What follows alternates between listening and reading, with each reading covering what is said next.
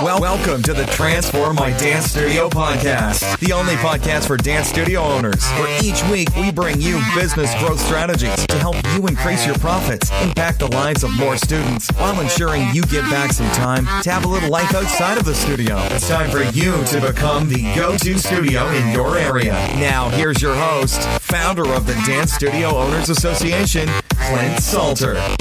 Hi there, Dance Studio Owners. It's Clint Salter here, creator of the Dance Studio Owners Association. Welcome. Thanks so much for joining us for today's episode. Now, today I'm giving you another secret snippet from a live event that I ran last year called Dance Studio Ignite. Now, thanks to everyone who said that they really loved our additional revenue stream live recording that I gave you in the podcast just a couple of weeks ago. And so I thought, let's do it again. So what I'm doing this week is I'm sharing with you offline marketing strategies that will never fail. We hear so much about online marketing and how to attract students, with Facebook ads, with social media. And so I thought, why not share with you some offline marketing that is still working? Because although I teach a lot about online marketing, it's still important that we're getting in front of our customer in more ways than just online. So look, I hope you really love this live recording from our Dance Studio Ignite event. The other thing that I wanted to tell you about is this week we have just released something really special. It's our one-page student attraction checklist. So often people say to me, Clint, how do I get more students? And I was like, what if I put like a one-page checklist together on how to get new students into your studio? We've never done one of those before. I have no idea why, but we've done it now, and I'd love to give you free access to it.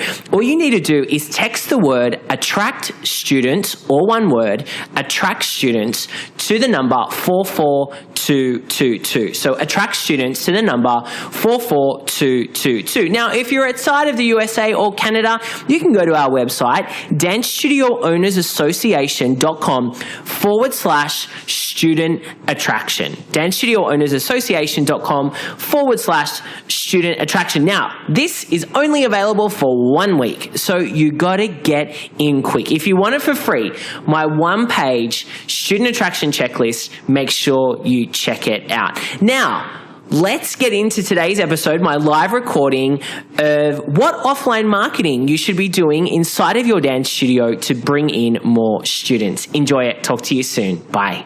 I'm going to go into some old school marketing because I don't believe that it's dead when it comes to offline marketing. I think we just kind of need to sometimes change the way we do things to make it more effective. So let me run you through kind of what's really, and no, paper aeroplanes is not a good way to do marketing.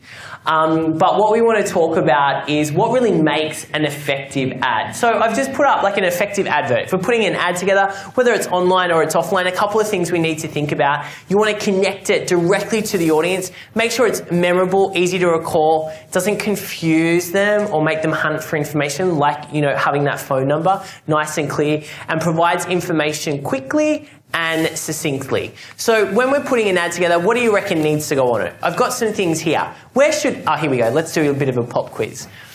Where should the logo go on an ad? If we're putting an ad together, if it's a Facebook ad, if it's an ad for print, if it's a flyer, should the logo be at the top? Is it big? Is it small? Is it down the bottom? Where does the logo go? Okay, we've got top left. How big should the logo be? Big. How big? Bigger than the other text. Who else has got some answers? That's it. We're happy for silly. It's the afternoon. Any other answers? Okay, that's where we think the logo should be. Actually, the logo should not be very big. It should be little.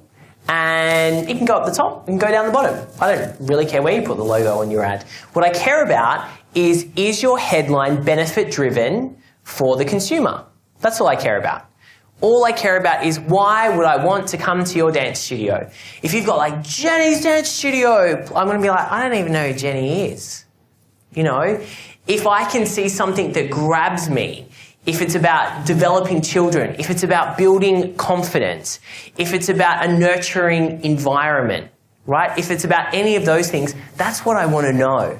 You know, I want to join our family. We all know that our dance studios are essentially second families for our amazing students and parents that we've got. We want to focus on that. We want a catchy headline, a tagline, image, testimonials, and a call to action. Right? They're all the things that we want to put on any type of advert that we are doing. If it's a flyer, maybe we're doing, DL flyers to hand out at a shopping centre. Okay, like we're going to be at a shopping centre and hand out flyers.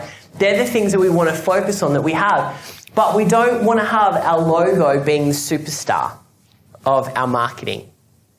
Okay, we want to make sure that the benefit of coming to class is always the superstar. I want you to always think about everything you do from the consumer's point of view, not your own. Because don't we do that? I don't like that colour. Oh, I don't like that. Oh, that should be bigger. But are we thinking from the consumer? No, we're thinking from what we like. We all do it. I don't like red. You'll never see any red on anything I do in terms of websites or anything because I don't like red. And red isn't a great colour for marketing either. So if you Google like great colours for marketing or great colours for logos, you will see like some amazing studies. You know, blues and greens are really good because they're calming. There's trust involved in those colours. And so have a look at those wheels to see where you should be putting colour and what the colour should be. Couple of more tips, less is more. White space is really good, top to bottom, colour combinations. Make sure you proof everything that you do as well. I'm like the worst speller in the world. And so like all of my social media posts, like 2 days later, someone will go, there's a typo. I'm like, I don't care, it's social media. But you won't see typo on something that is printed generally because we have a team now that checks things like 100 times because I hate seeing typos. And so should you, especially if it's in printed materials. So let's talk about some offline stuff. So letterbox drops, hands up I know we did hands up if you've done them, hands up if you're still doing letterbox. Anyone? And how are you finding them? In our area, we live in a rural area. Sure. Great. And some of them? 0. Where you got 0? Yeah, totally. And so I think it's still really interesting and you've got to test it with everything that you do and test the message and the market. Like what you might realise is one area is full of really young parents. So you want to give them something that's applicable for them. Another area might be full of retirees. They're really not your target market. And so don't be sending them things. And so that's with like the letterbox and the flyer drops. They're like, well, my letterbox company, they do like 50,000 flyers and they'll deliver it everywhere. I mean, that's really not a good strategy. Again, go back to where people are coming from and really pinpoint, where they're at. And that's the most important thing you can do. I'm still a fan of flyers. I'm still a fan of testing flyers in small batches to see if a message and a market, if it hits with a particular person. I don't think it's a bad thing. But doing like a gazillion to everyone with like the threefold with like we do everything, it's tricky. We found a guy once who was letterbox dropping and we set him up with a free shirt, free hat, free bag and a heap of flyers to throw in as he's going around for free. So he sort of like got something out of it. You like hijacked. And it was great because he's walking around the streets with the hat on and everything. It's a great idea. Advertising. There you go. Fantastic. I love that. Oh, yes. Oh, yeah, sorry. Because we're 60% based in the US. Is that how they spell it? Yeah, 2 L's. Yeah. And yeah, we had a big debate. If you saw our enrollment checklist earlier in the year, I had emails over my spelling of enrollment and I was like, please focus on growing your studio, please. My 2 L's are not going to do anything for your well-being. Please focus on your business. One lady had copied 3 different dictionary meanings of enrollment and we had a laugh. We thought it was hysterical. But I was like, really? Really? You've got that much time to like send us that when we do spell it with 2 L's generally most of what we do because most of the work that we do is in the US. So I'm sorry for the 2 L's. Thanks Valerie. Still love you. Still going to eat your heart later, don't worry. Good. I want you to take... Oh, wow, that makes me scared. I'm going to go super quick through these slides then. So setting up a store. Who does shopping centres? Anyone do the shopping centre with the table? Okay. Question on that one. We used to do it, but they've sort of changed the rules now where we are, and you actually have to pay for the space. to hand out anything in shopping centres. Yeah. Even if you're performing on stage and doing a free show, apparently there's rules now where you can put your flyers on a table, but you can't actually hand them out, so people actually have to come to you. Yeah. So it used to be quite effective, but yeah. So it's still, I mean, I'm a big fan of paying for a space at the right shopping centre in front of a Coles or a Woolworths, right? Like that is like, don't go like on the high level with the fashion, or don't do a Westfield. Do a shopping centre that's like the local town shopping. What are they called? Town centres? Mall? No, malls not here. Shopping centres, and go and be outside the grocery shop, because that's where the parents are and the kids are in the trolley with their lollipops and stuff. Go out the front of there, pay for the space, like get a good sized space, pay for the space, and then do promotion. The mistake people do is they just like go, like they'll stand at the table, right? Like, so you get the people standing at the table, and they just hand out flyers to people, or like you walk around just handing out, you want a flyer? You want a flyer? You know, free class, annoying. Free class. That's not effective. What's effective is the fitness first model, which is like my favourite thing that I teach. One of my favourite things. Is that they have you have one of these, okay, it won't say Dance Biz, it'll have your dance studio, and it'll say unlimited class pass. It's perforated, right? And so people come up and say, hey, and you have a conversation with them. You don't just try and throw them a flyer, right? Waste of paper. And you haven't built a relationship. There's no relationship there. So they'll come over. Hopefully you've got a DVD with the content like little kids, and they look cute. You've got balloons and Olaf and Frozen's there, and it's amazing. And it just gets the kids in, right? Frozen, I'm telling you.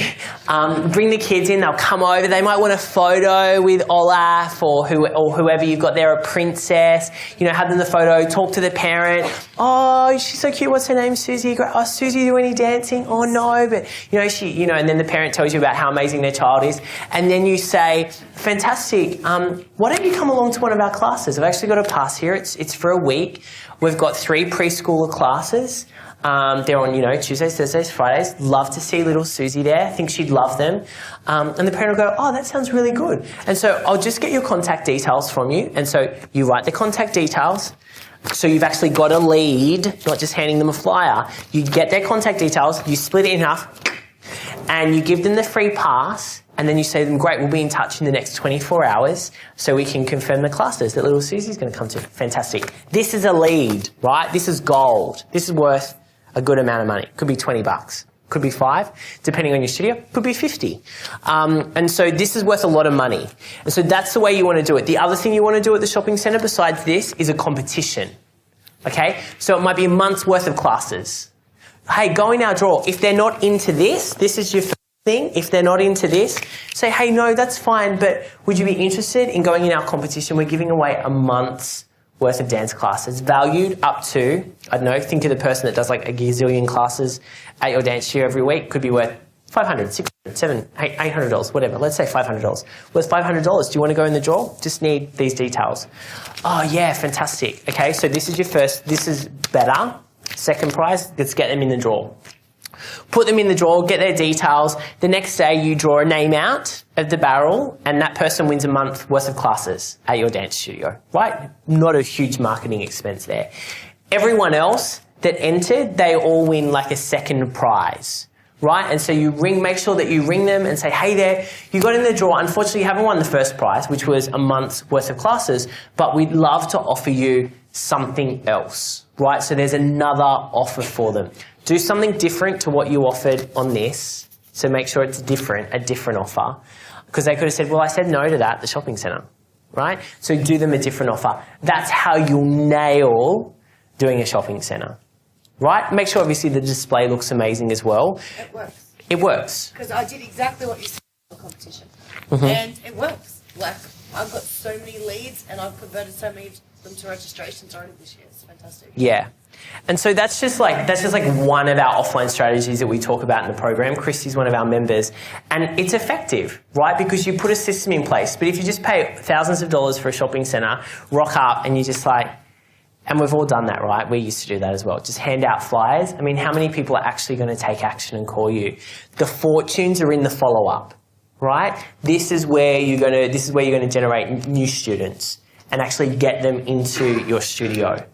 I'm a big fan of that. Now, a crazy driver and give people the finger. Do not wrap your car in your logo, or I see people like looking at the person they came with.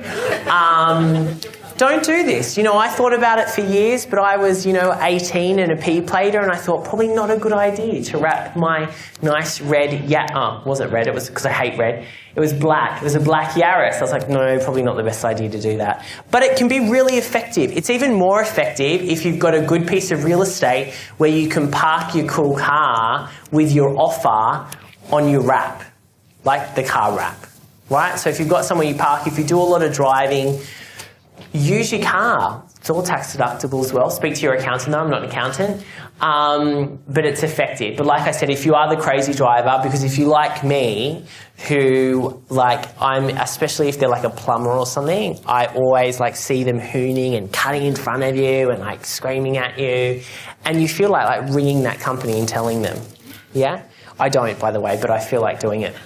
Because it's portraying the company really badly. And I think that's important. Studio signage, so funny. In the association about 2 weeks ago, someone in our group posted a picture. They've got this beautiful storefront window, right, for their studio. And they were hanging tutus, these beautiful tutus. And I was like, oh my God, are you on the street level of your studio? And is that your window? And she's like, yeah, isn't it pretty? I'm like, are you doing a promotion every month on that window?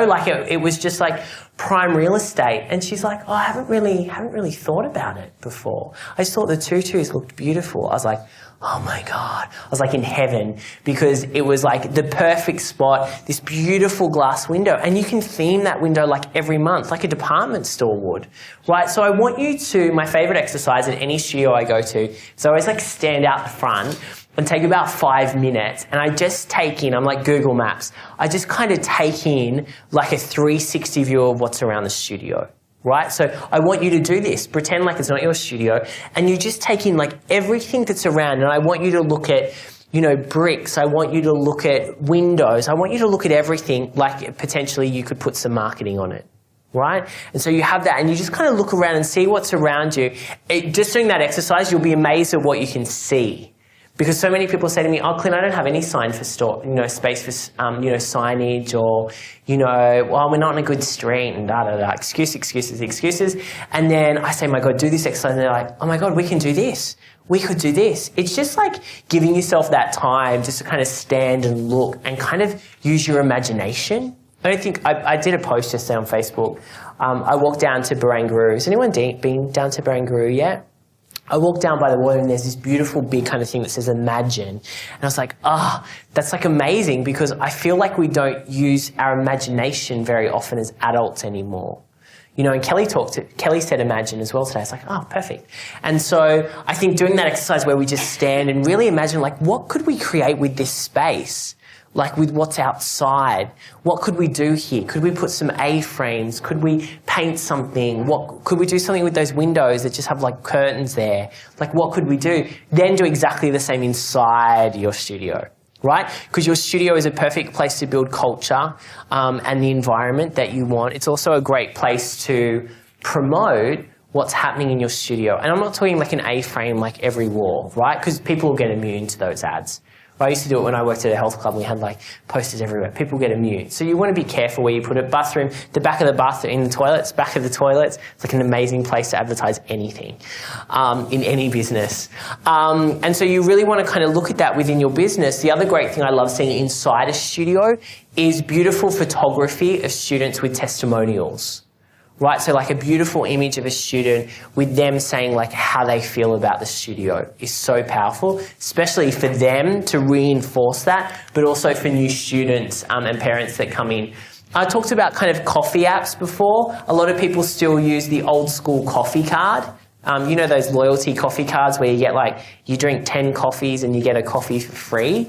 A lot of our studio owners will sponsor the back of a coffee card in their local store. So you actually put on the back of that card an offer with your logo. You pay for the cards to get made, so you forked out maybe, $120 to print some cards, but there is a great offer there. And so you definitely want to look you definitely want to look at that and partnering with a really popular coffee place in your local area. It doesn't cost you a lot and you're getting more visibility. Branding and an offer, and I love this. And you're building a potential partnership with someone that could turn into a strategic partnership. Who's got a business card? Who's got an offer on their business card? Who has like, come for a free class, do the unlimited class pass? So that's like, yes? Perfect.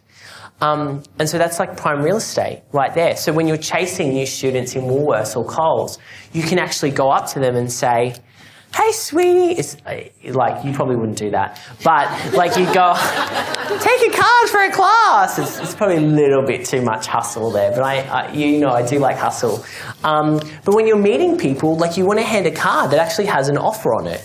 Like if you grab our cards, you'll see on the back of my card, there's an offer to get our free 3-part video training series on growing your studio. Like it's a video series, right? So there is an offer there. So everyone I meet is like, oh, can I have your card? Sure. You know, you want to make sure you've got an offer on your card. And you should all have business cards as well. You know, I know it's like a little bit outdated. Give you a great example. I'm staying just up here at the Swiss Hotel, and I was in the lounge area the other day, and if you follow me on Facebook, you would have seen this, but someone who I have adored for such a long time, John D. Martini, he's like an expert in personal growth and development. I followed him for 6 years. He like walked in, and I nearly had a heart attack, literally, because I was like, I was like just a tiny bit less excited than like if I saw Beyonce, right? It was totally up there, or Oprah. And so he like kind of walked towards me. I was like, oh my God. And so I had to calm myself down, obviously. I didn't want to be like an 18-year-old schoolgirl. And so he like walked to get some food, and I went up to him and started talking to him. And we had a great like half an hour conversation. And he said to me, do you have a card? I'd love to look at what you do. And I was like, oh my God, this is like perfect because I do have a card. Like rarely anyone asks you for a card these days. So I got my card, and then he looked at the website and he sent me an email afterwards. He'd looked at my website and it was amazing. So what I want to say to you there is always have a card on you, because you just never know who you're going to meet, whether it's a new student, whether it's a potential parent, whether it's someone that could work for you, whether it's a strategic partner, maybe it's someone that you could do something with at a local primary school. Like you just don't know. Maybe it's like an event here. You should all have your cards here and be swapping details with each other because you're all in the same industry. You obviously all are into growing your studios. So like perfect opportunity. So have your card. Lead boxes! I'm like such a fan of lead boxes, and so quite a few years ago I did some consulting for some big health clubs around their marketing and acquisition of new clients, and we did a great lead box competition. So essentially it's a box where you get leads, and so you can get these done at the printers, and you can leave these at local businesses, coffee shops, juice bars, and on it you can see here it says, enter to win a free month, and it's like a month at the gym. And so they fill in this little lead thing and they pop it in the box, right? This is a great, effective offline strategy. The box might cost you about $15 to make. Get a couple of them. Get one of your senior students or your receptionist. Your virtual assistant won't be able to fly over from the Philippines and collect the leads, but have someone that goes and actually collects the leads for you, and then you draw a winner. Similar to the competition that we would do at the shopping centre, you do the same thing. You call the people, say, hey there, you've won a month of classes, or unfortunately you haven't won, but we'd love to offer you a week to come in and try our classes. How does that sound? All these people go into your database. Can you see how all of these things together could be really powerful for your studio? Good. And gift cards. Again, super big fan of gift cards. Does anyone do gift cards at the moment? Yeah, great. So I'm a fan of using gift cards as promotions and actual, not like pieces of paper, not like these gift cards, but like what you would get at Maya or David Jones. Those gift cards you can jump onto, I think Alibaba, AliExpress, one of those sites will actually, print these gift cards for you. They're not very expensive, but they hold value. Right? If you got one of these, like these gift cards, and you've probably seen on the street, a lot of the food places are doing, like the fresh food delivery places are doing them now. Like Hello Fresh, and you'll see like $30 vouchers, and they're on thick, like gift cards. And so you hang on to them. I've got like 50 of them sitting in my drawer because I just can't part with them. Because I'm like, oh my God, they're so valuable. I hate cooking. I just need the chef to come with the food. I keep telling them that, but they don't listen to me. And so gift cards, super valuable, something I would suggest to you. The other thing, a couple of years ago when I was living in Cross, Potts Point, actually, in King's Cross, is that Hugo's Pizza, when it was there, sent within like a 5-kilometre radius in the mail a thing that said, Clint Salter, with my address on it. It's in a beautiful envelope. And there was a DL flyer, thicker than this, with like a gift card attached to it for like $10 pizzas for the whole month of February. And it said, love thy neighbour, because I was local, right? And I was like, oh my God, this is like the most brilliant campaign ever. I only went a couple of times because like pizza every day is a lot. But it was such a good campaign. And I spoke to the person that developed it, their marketing director, because I was like so into it. And they said they just nailed it with that campaign. Like they got so much more repeat business because people were coming in and it was really effective. So something like that, that's just another idea, something that's a little bit different. Sorry, that one you do as a letterbox drop-in. Yeah. And the great thing, the best thing to do is like, say you pinpoint like an area where most of your students and parents come from, is to get a database of like that area. So you can buy lists online and actually send like in an envelope with like, Mary Smith and their address. So a direct mail piece. Yeah, there's a few different places. I can let you know, I can't remember off the top of my mind the actual places to get them, but if you just got like Google like by database, you'll get it. You don't need to be doing radio and TV and all that crazy stuff. Basically, like I worked with a guy last year and he came to me and he'd just spent $20,000 on a radio campaign. And he was like, that was a big investment for him, and he got one student from that campaign. And I was like, I wish you came to me earlier. I felt for him so badly because, the radio stations are like, radio, this is where everyone's, hello, who's really listening to too much radio these days? But they just kind of sucked him in. It's like Yellow Pages. They're still really good at selling people. And we'll do your SEO for you. Hopefully no one's doing this. If you're doing it, stop it. We'll do your SEO for you now. Why? Because the books are like dead, essentially. The Yellow Page books are dead. So now they're online and they're trying to offer other services to kind of combat the demise of that business. But it's not very effective. It's not working.